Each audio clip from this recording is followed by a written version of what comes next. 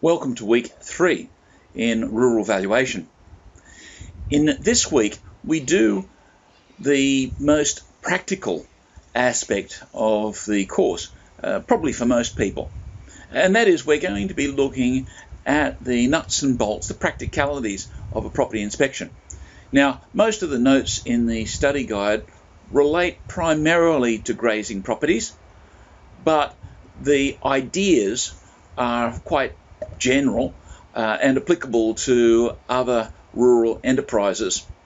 And so while we're taking partial situation as the core, if you like, it really applies to all. The important thing about property inspection and the whole property, the doings of rural valuation is quite different to, say, valuing residential property or non-income producing property, and it is particular to the rural situation. And so there are a number of things that you have to look out for when you're valuing a farm that you don't have to take so much notice of in the city.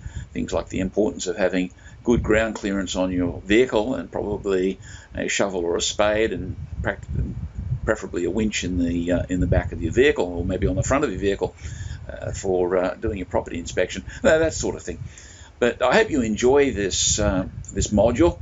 You'll find that it is probably the most practical. It also covers an introduction to the concepts related to valuation approach, which is also worthwhile. In many ways, this module illustrates the way that rural valuation is a particular example of specialised, especially income-producing property. And so some of the things which we're really applying in detail in our rural valuation subject really give us a feel for how to value any income-producing property. So take this module seriously.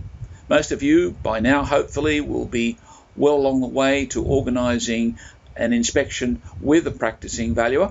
And so if you like, you can use the information in this module to check off, at least mentally, how what is in the module compares to what the valuer is actually doing. And you'll probably pick up some notes for when you go out and do it yourself.